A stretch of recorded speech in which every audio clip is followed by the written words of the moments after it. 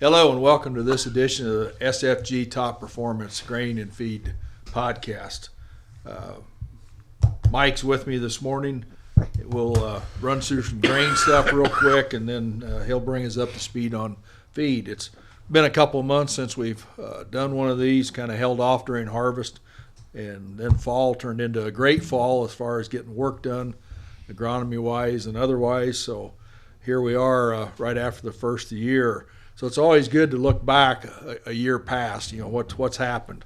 So if we compare the end of last year to the end of this past year, front month corn was 80 cents higher there last week than it was a year prior. Beans $1.79 higher. So the markets were better as far as the board. So if you look at the local markets, I went back and looked to see what we was paying for corn and beans December 30th or 31st of 2021, compared it to last week. Corn was 99 cents higher. Beans were $1.89 higher. So that showed you the basis level was about a dime better than a year prior on both of them. And that's kind of what we've seen of late. Bean basis was actually probably 25 cents better earlier in December. Farmer sales had kind of dried up. These plants are making close to $3 a bushel on the crush, so they were actively out there looking for beans. Since that time, we've seen more beans come to town, and definitely more being booked into the January time frame. So that basis has slowed off a little bit. Now, this past week, some of these markets have come back down, particularly corn. We've given back 29 cents since the first of the year. And beans, 24 cents, beans about 29 cents. A lot of that, I think, is repositioning ahead of the WADC report, which will be out next Thursday on the 12th. Probably it's a known fact almost that they're going to raise the carryouts on both crop, particularly corn. Export sales have been poor, to say the least. They also can take advantage of that report to adjust the 22 yields one last time. And not a lot of talk there about what they might see, but that's always a loose cannon, where they get their numbers sometimes. Argentina weather, that's kind of a day-to-day thing. One day the forecast is they're going to get rain, and the next day it's going to be dry for 10 days. And so they continue to have crop issues down there with their soybeans, and we're getting to the time of year where it's not going to matter a lot. They've already lost out on planting about 20% of the crop due to dry weather. However, when you go up north and get into Brazil, particularly central and northern Brazil, they have a fantastic crop going, and it's large and it's getting bigger every day. So that's probably going to offset most of the losses at Argentina. We skip over to the Ukraine war. It's still going, hasn't slowed down much. The uncertainty of export availability out of that country has probably grown. Insurance companies are pretty hesitant to insure the vessels going into the Black Sea, and so that's restricting the movement back out of there. And of course there's some moving by rail and truck across the border, but that's a big unknown.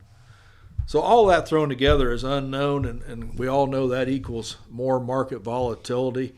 That's something we've dealt with for 2 years or better now, and it just seems almost to be normal.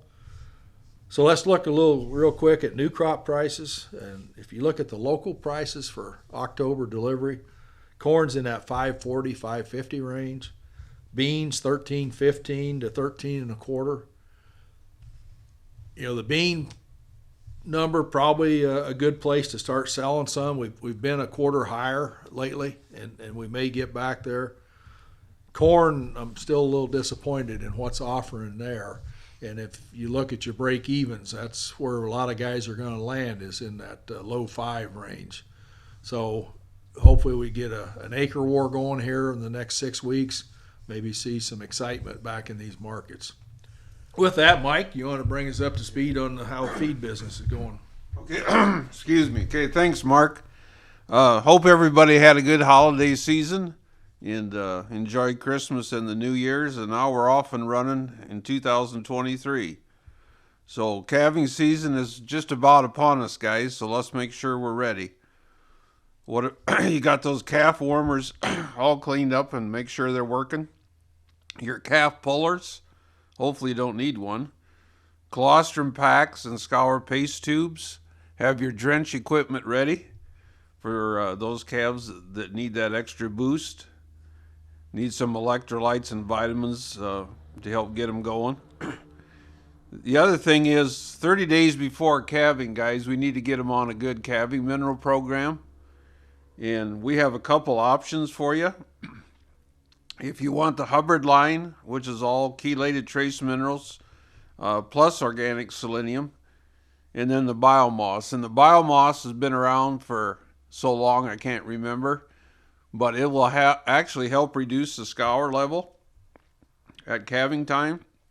But the other thing it does is improves the IgG or milk quality, which is important for that calf at nursing time. And the reason for the organic selenium is that passes through the placenta when you start 30 days before calving. And then the calf is born with a real high selenium status to help with survivability and her immunity. And every time the calf nurses, then they're getting that organic selenium through the milk. If you prefer the Kent line, we have the 365 AD&E. They call their biomoss beta moss, but they both do a good job. And so the Kent 365 AD&E. So let's make sure that we have our products ready. A lot of you guys are going to start calving here in February, and then with heifers, and then we move forward. So let us know what you need from us so we can have it on hand and help make sure that you have your needs. So please contact us for your mineral needs and your animal health needs, and we'll be able to help you. So again, thank you for your business in 2022, and I look forward to working with you as we move into this new year. Thank you. Well, that wraps up today's podcast. We appreciate your attention. We look forward to seeing you here again in a couple of weeks. Thank you.